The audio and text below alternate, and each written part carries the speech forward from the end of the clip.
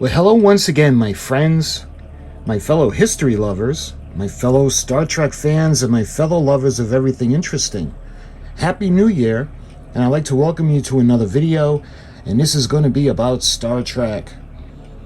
I showed you the Talking Viewmaster, which was pretty cool because I actually got one that worked. And I had done a complete unboxing and a review on that, so if you're curious, I'll put the link in the description. But the reason I got that was for today's video. We've got the Star Trek Talking Viewmaster. And this is from the animated series of Star Trek. And this one is going to feature Mr. Spock. So why don't we go ahead? We're going to go and take a look, and I'll show you guys the Talking Viewmaster from Star Trek. Or the reels, anyway.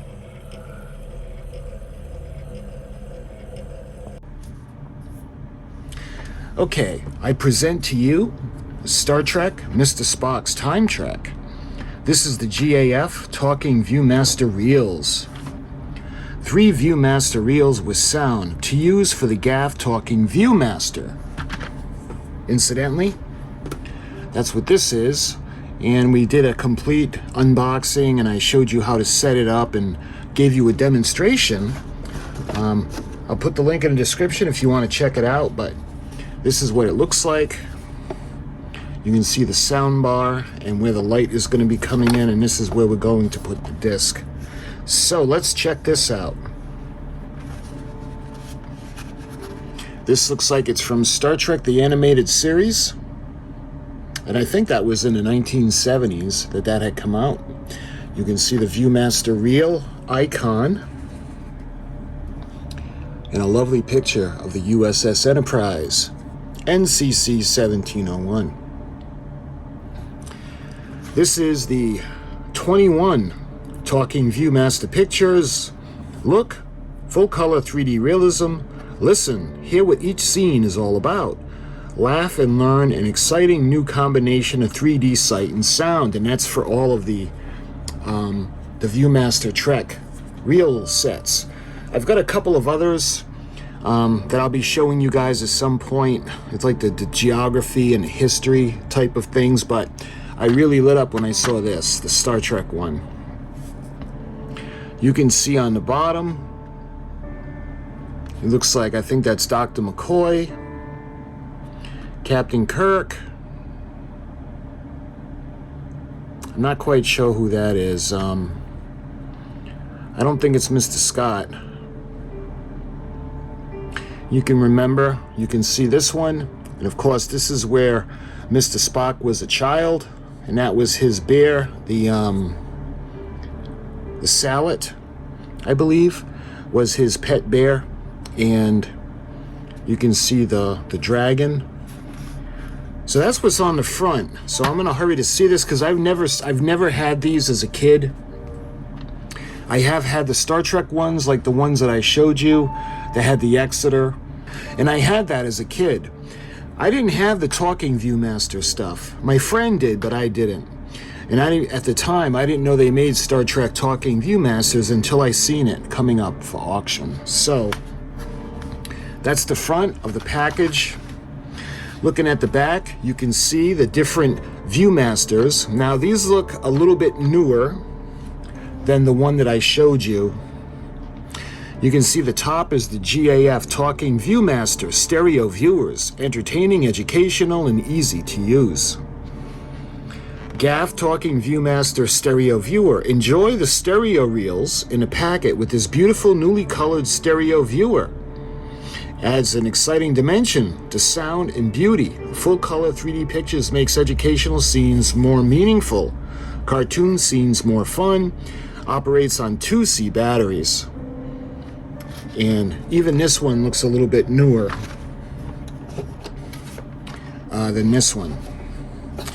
So the next one they have is the blue one, the GAF Talking Viewmaster electronic lighted stereo viewer. So one of them, just to give you a quick little reason, one of them has the natural light coming in. The newer one actually has a light inside that can illuminate the reels, so you don't have to be looking into a light source to be able to see it. So that would be the GAF Talking Viewmaster Electronic Lighted Stereo Viewer. The ultimate in 3D sight and sound pleasure. Built-in light lets you enjoy beautiful Viewmaster full-color 3D pictures anywhere, anytime. Volume control to raise or lower the sound as desired. And again, this one doesn't have that. High fidelity sound to enhance your listening pleasure operates on 2C batteries. And you can see the little volume knob. This one doesn't have that either. So on the bottom, you can see the different slide sets. Talking Viewmaster 3-dimensional full color pictures with sound. There are Talking Viewmaster reels for the whole family's pleasure among these exciting categories.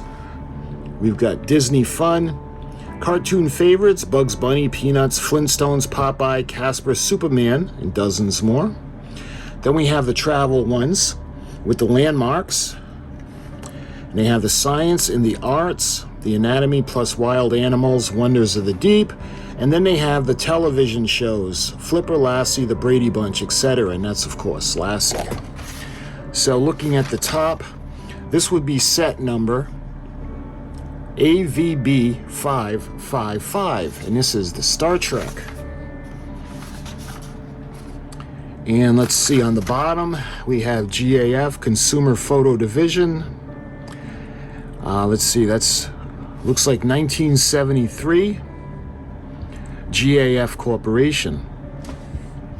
So that's what's on the bottom. So let's go ahead, let's open it up.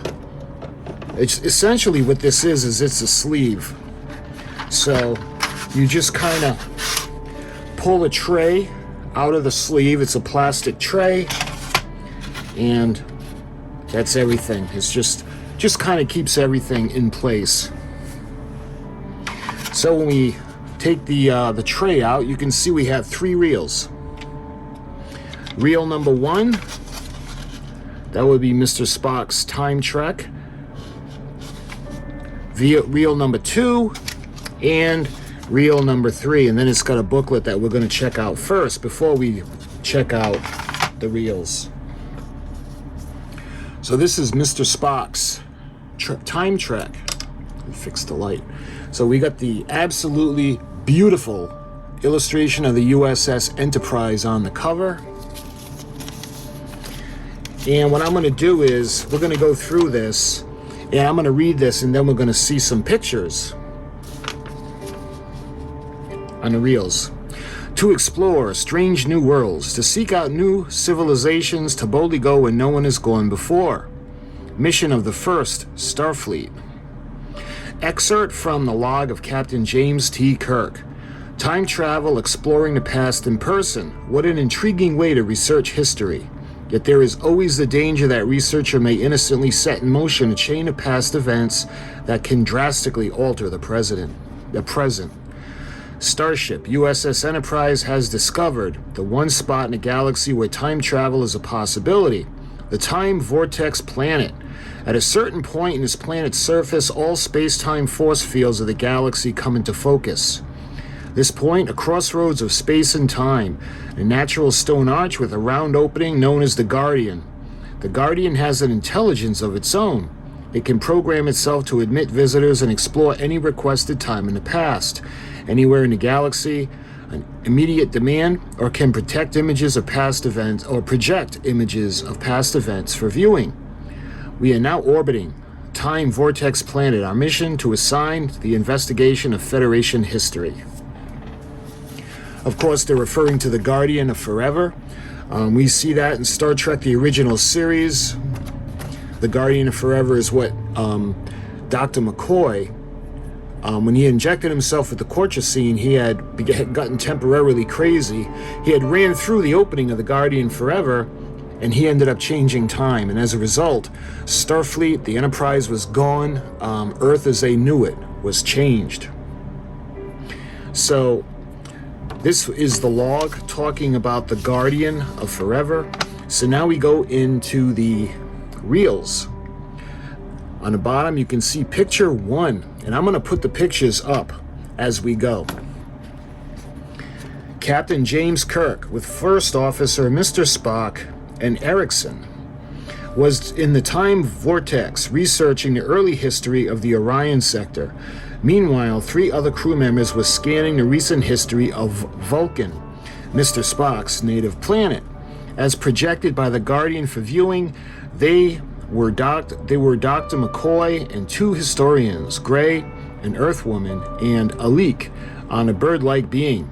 The travelers are returning, the Guardian announced. Kirk and Erickson stepped out of the opening first. Incidentally, you can see that illustration of the Enterprise with the sensor, and then you can see the Guardian of Forever on a planet. And of course, this is first seen in the episode City on the Edge of Forever. So, picture 2. Spock followed them out. At the sight of him, McCoy looked puzzled. "Who's he, Jim?" he asked. "What do you mean, who's he?" demanded Kirk. "You know, Mr. Spock." "Afraid I don't, Jim." Kirk felt a chilly foreboding of trouble. So on to picture 3. Aboard the ship orbiting the planet, Commander Scott, the engineering officer, heard the voice of Kirk via communicator. "Enterprise, this is Captain. 4 to beam up." Picture 4. Scott beamed the transporter energy field down to the ship to the spot where Kirk, Spock, Erickson, and McCoy stood. The 4 became shimmering images, then vanished. A moment later, aboard ship, they rematerialized. Scott, at the transporter console, blinked when he saw Spock. "Captain, I didn't expect a Vulcan." "Explain yourself, Mr. Scott," said Kirk sternly. "I don't know what's going on, but first officer of the ship will be treated with respect." A door had opened behind Kirk and a strange voice spoke. "Captain, no one has ever treated me otherwise." Kirk and Spock turned to behold a tall, dignified man, human in appearance except for a pair of horns on his head. He was obviously a native to the planet Andoria. He wore the same uniform and insignia as Spock. "Who are you?" Kirk demanded. "I thought you should know." "Felian by now, Jim," said McCoy. "He's been your first officer for 5 years." You can see the illustration. Picture 5. Kirk, Spock, McCoy, and Felian sat around the conference table in the briefing room. "Something has happened to change the present, as Mr. Spock and I know it," said Kirk. "Mr. Spock is the only one affected. The mission and the ship remain the same. The past must somehow have been altered while we were in the vortex." The image of Ensign Bates flashed onto the viewing screen. "Captain, we've checked Starfleet records and there is no Vulcan named Spock serving in Starfleet. We also researched the Vulcan family history. I will relay it on your screen." A face of a distinguished-looking Vulcan man appeared on the screen. Like Spock, he had pointed ears. "Ambassador Sarek of Vulcan," of course that's Mr. Spock's father, announced Bates' voice. Another face flashed on a flat screen, the attractive auburn-haired Earth woman, which would be Amanda, Spock's mom. Amanda, wife of Sarek and Bates, born on Earth, is Amanda Grayson. Their only son died at the age of 10. "My mother," said Spock under his breath, aloud. He asked, "The son? What was his name?" "Spock," replied Bates. On to picture number 6. Kirk, Spock, Felian, and McCoy had returned to the surface of the time vortex planet and stood before the Guardian, along with Gray and Alik. "If we didn't change anything while we were in the vortex," Kirk reasoned, "someone else must have." He then turned to Gray. "Was the Guardian in use while we were gone?" "Yes. We were scanning recent Vulcan history." Spock reacted quickly. "What time period?" 20 to 30 Vulcan years past," she replied. "That was the period of my childhood," said Spock. "Was there any notation on the death of Ambassador Sarek's son?" Alik scanned his tricorder. "Yes," he replied. "The boy is recorded as dying during the maturity test, excuse me." "The Kaswan," explained Spock, "a survival test, tradition for young males." He raised one eyebrow, thoughtfully. "I remember now, my adult cousin saved my life in the desert. When I was attacked by a wild animal, I was 10 years of age at the time. I recall the exact date, the 20th of Tasmin." "This cousin, what was his name?" asked Kirk. "He called himself Selleck. He was visiting us, but I never saw him after that, nor did any of my family.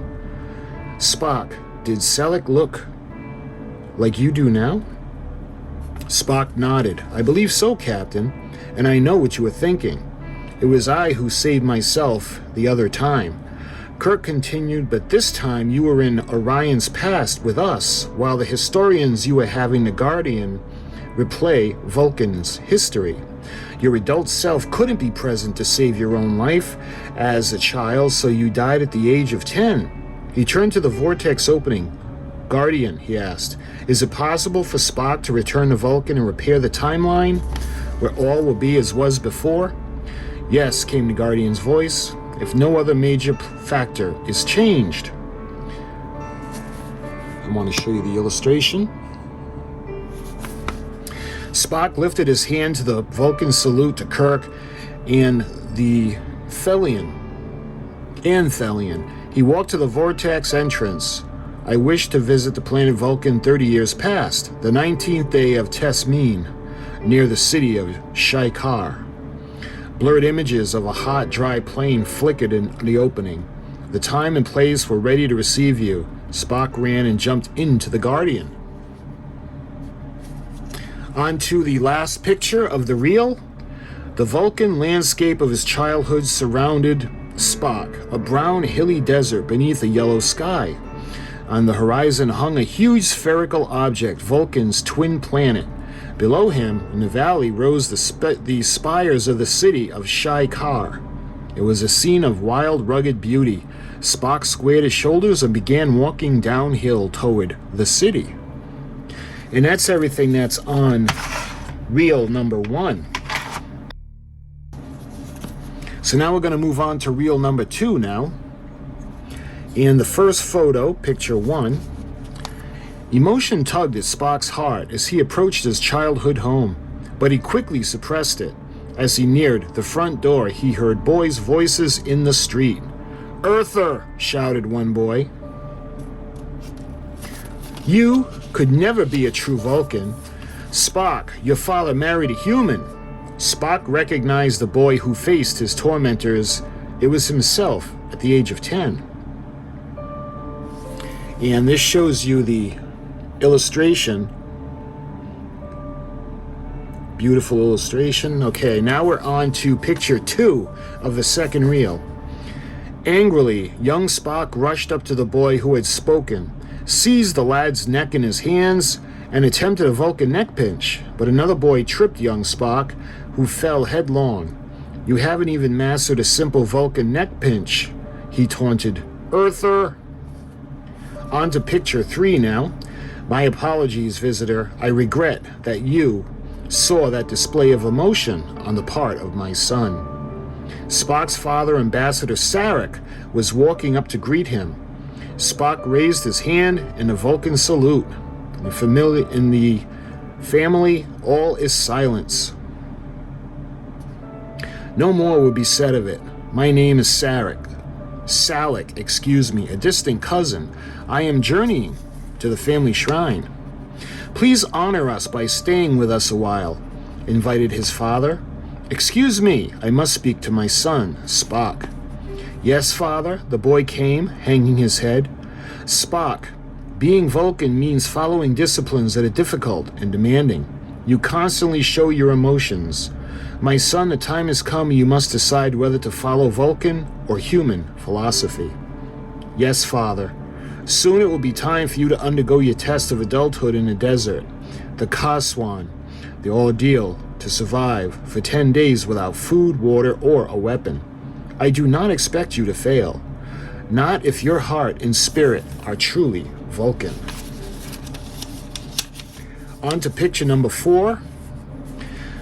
I hope you were not disturbed by my son's behavior, Cousin Selleck. Spock turned. His mother, Amanda, stood smiling at him. No, my lady Amanda, he said gravenly. He glanced across the room to where the kneeling boy petted a large bear-like animal. Aichaya, a Sellet, which Spock remembered well. The boy goes through the Kaswan test soon, he asked. Yes, next month, in fact. Spock was startled by her reply. He knew that tomorrow would be the 20th day of Tasmin, a date his life had been saved as a boy. Then another recollection struck him. Now I remember, he told himself. I did not wait for the time of the Kaswan. I went out alone, a month early, to conduct my own personal test. I had to prove to myself that I was worthy to be called a Vulcan. On to picture 5. The next evening at dusk, the boy quietly slipped out of his house. Leaving the city behind, he began to trot across the desert. His goal was a range of dark mountains that lay about an hour's journey away on the horizon. As he reached the top of the hill, he heard a snuffling grunt behind him and turned. It was his faithful Salet. Aichaya, go home, he commanded. You are too old and fat for this. This is my own test. I have to do it alone. Go! The Salet whined. Young Spock turned to continue his journey. Aichaya watched him go and trotted after him. On to picture 6. Spock's adult self slipped away soon afterwards. He had the advantage of memory and knew the area where the boy would go. He followed, and when he saw the boy, an animal in the distance ahead, he kept them in sight. Finally, the boy and Salet reached the foothills of the mountains and began climbing. Spock started up after them. As he climbed a rocky slope, he heard the animal snarls ahead. He scrambled to the top and looked down into a small cove, the Vulcan equivalent of a mountain lion. A Lamatia, green and yellow beast, was advancing on the boy. Courageous old Aikaya hurled his huge fat bulk against the Lamatia. On to picture 7, and you can see the sad picture or illustration of what's going to happen to the Salet. With horrid snarls and shrieks, the animal bit and clawed. Spock jumped down, leaped onto the back of the Lamatia, and applied the Vulcan neck pinch. The beast slumped to the ground unconscious. The boy hugged Aikaya. Thank you, cousin Selleck, for saving my life. It was my duty, Spock. As they started down the mountain, Aikaya groaned. They turned to look, and he would fall heavily onto the ground. So that was the end of disc reel number 2. So now we're going to the final reel. This is disc reel number 3, and this is picture 1. Aikea, cried young Spock in alarm. He ran, flung himself down beside the animal. Spock followed, knelt, and examined the Salet closely. The Lamatia struck him with his claws in the fight, he said. Its claws are poisonous. Will he die? Asked the boy. Yes, unless we can find a healer, and soon. We cannot get him back to the city to a healer. He is too large to move. Then what? Wondered the boy. You are Vulcan, suggested Spock. What is the logical thing to do? I can bring a healer here. I will go to the city. So on to picture number 2. Young Spock ran across the desert. It was night by now, and there were many dangers. A clump of tangled vines blocked his path ahead. Without slowing, the boy plunged into the midst of them. As if animated, they sprang up in front of him and hooked their branches out in his body and arms. Young Spock strained, snapped the vines and pulling them apart and pulled free. Panting, he entered the city and found his way to the healer's house. He rang the chimes at the door. An old white-bearded man opened the door. The hour is late, said the healer. I trust your errand is urgent. Most urgent, healer. My Salet fought with a Lamatia in the Lagan foothills. He suffered a small wound, but the poison of its claws is working in him now. Very well, wait here, and I will get my medicines. Incidentally, here's an illustration of the healer. On to picture 3. Spock, standing beside Aikea, heard the sound of an air car approaching. It swooped down to a landing, and the healer and young Spock would get out. On to picture 4. The healer knelt and examined the animal expertly. He held a reader tube close to the Ikea's head and consulted the findings.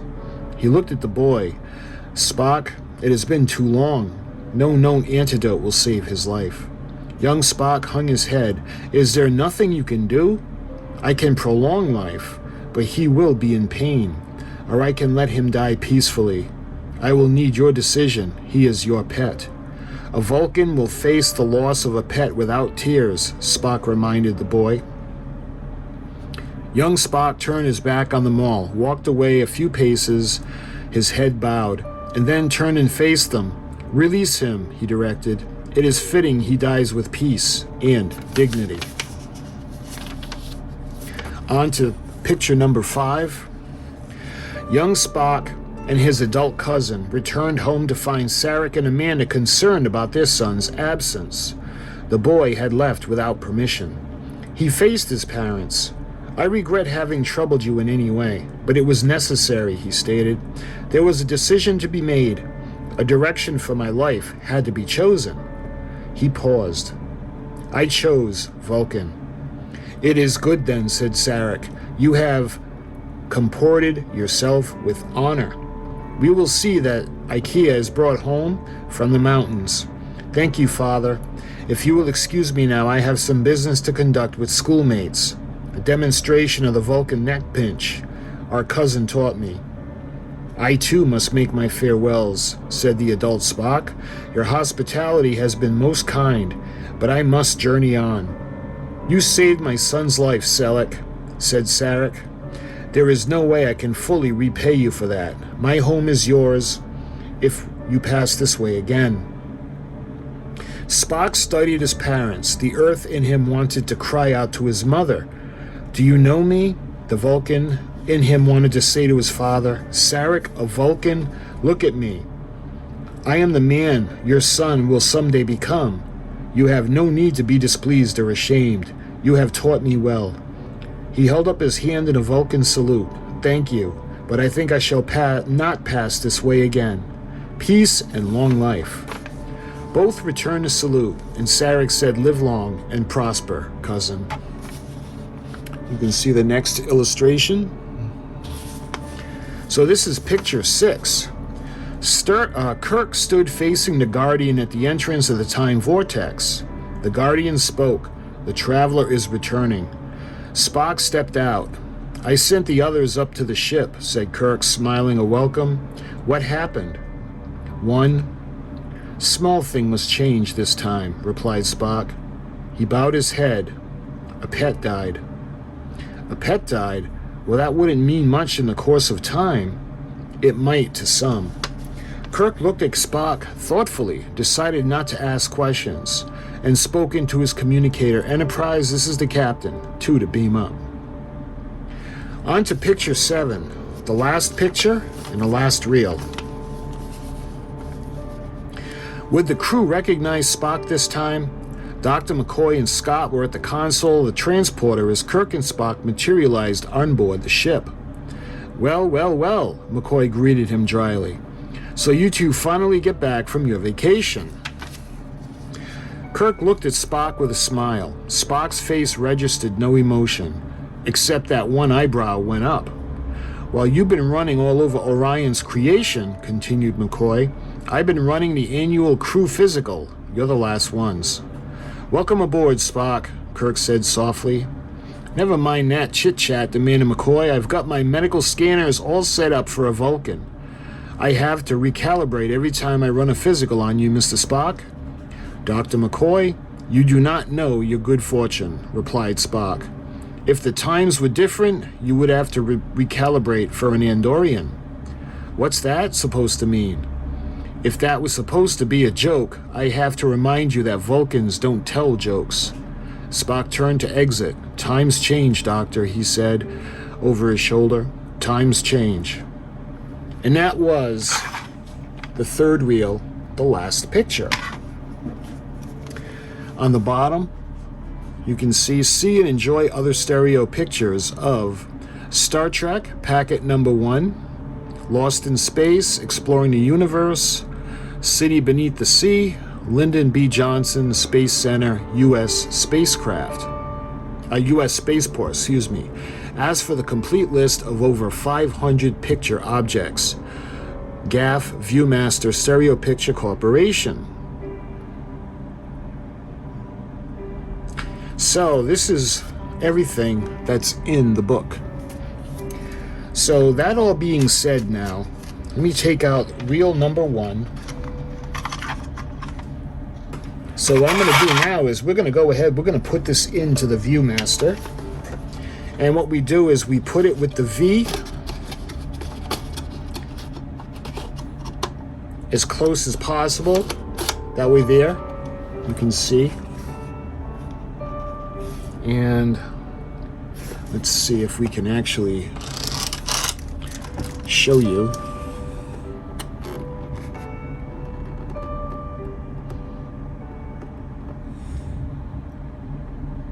So it's difficult to be able to, yeah, I think that's as good as we're going to get. So what we can do now is we take this little bar. Actually, first thing we got to do, we have to reset it. And then while you're looking at the picture, you press the bar. As Kirk and Spock returned from their time vortex mission, Enterprise crew members were scanning past events in Vulcan's recent history. Vulcan, Spock's native planet.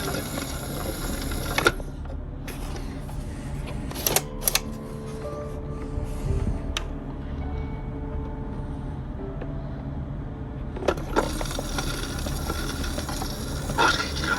You know, Mr. Spock, say what's going on here, McCoy. Are you playing some kind of game?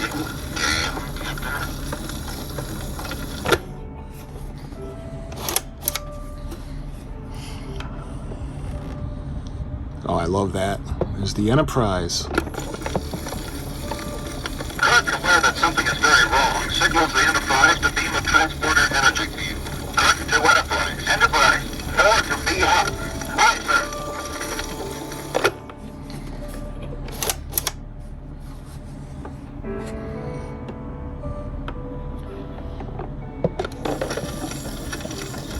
Who's that standing over there? Don't you know Phelan, your first officer for 5 years? What?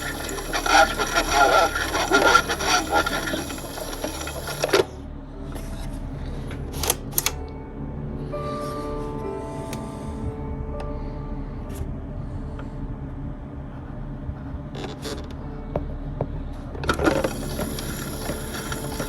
Starfleet records show no spot missing. Family history, November 10th, Earthborn, Red Sun, Spot, no age 10, no, I couldn't see.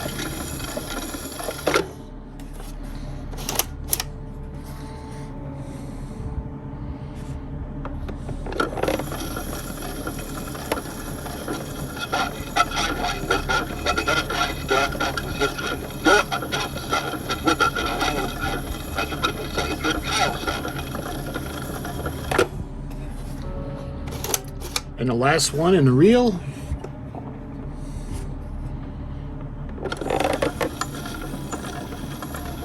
According to this present timeline, Spock hastens to Vulcan of 7 years earlier, the time of his childhood, on the horizon of Vulcan's twin planet. And that's everything. So let's eject it. Well, pull it out. That's everything for reel number 1. So let's move on to reel number 2.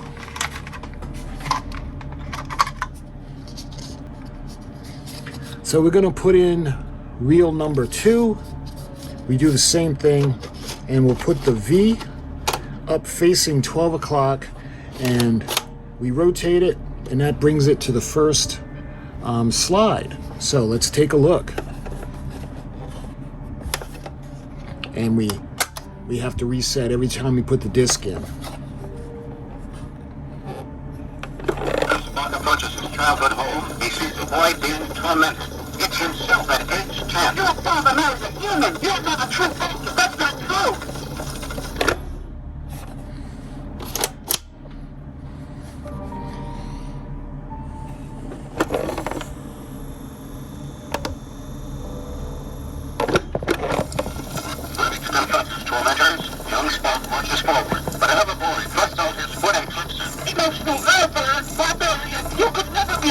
Falcon.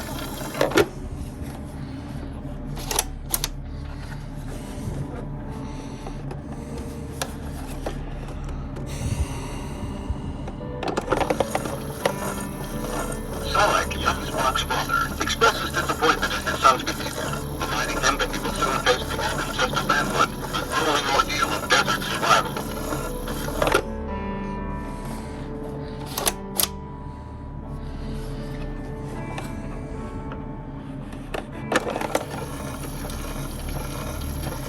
Identifying himself as a cousin, Spock visits his family. Suddenly he recalls he had chosen to face the dangerous test of survival weeks before the appointed time.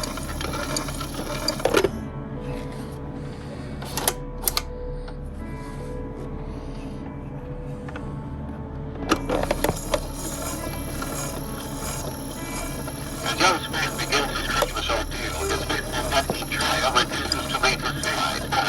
Betrayal, go home! I was taken away!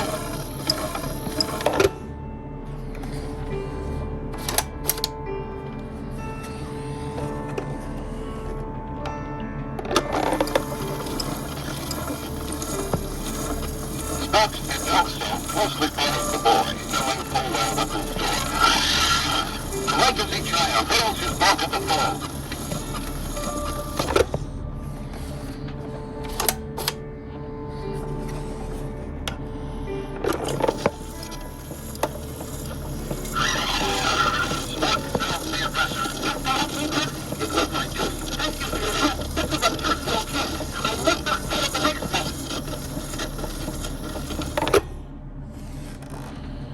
And that was 6. So that was everything that was on reel number 2.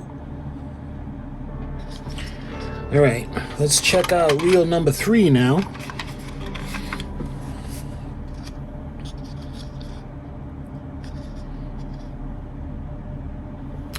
We're going to do the same thing. We're going to put the V in the 12 o'clock position.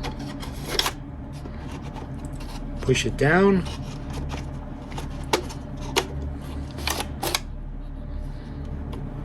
Into 1. And we got to push the reset.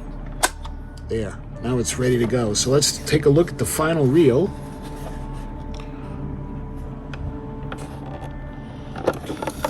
Betrayal has been gravely wounded. He will die. I must find him. It will be a dangerous journey. I must go. It is my duty.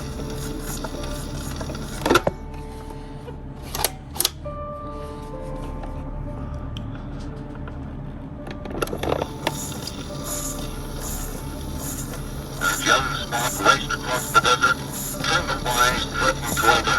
The roar of ferocious animals tore through the air. He must get to a healer.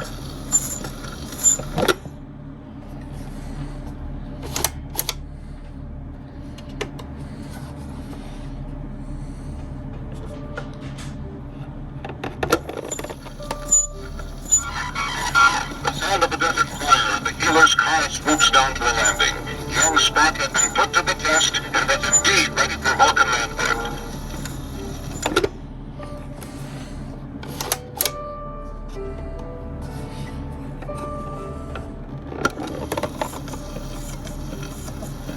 It has been too long. He can't be saved. A Vulcan will face the mass of the pit without tears. It is fitting he dies with peace and dignity.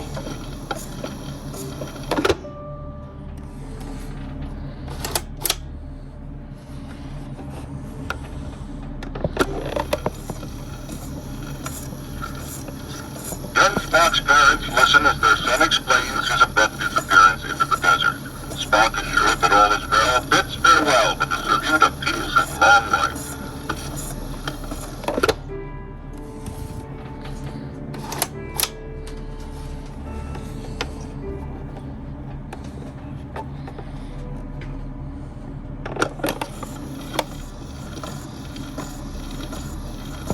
Well, Spock, you're back.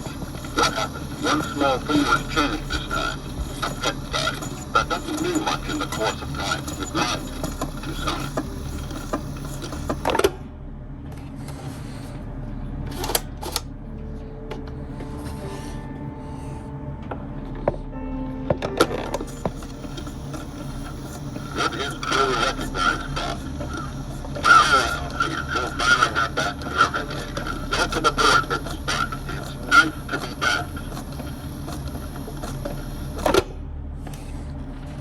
And that was everything on reel number 3.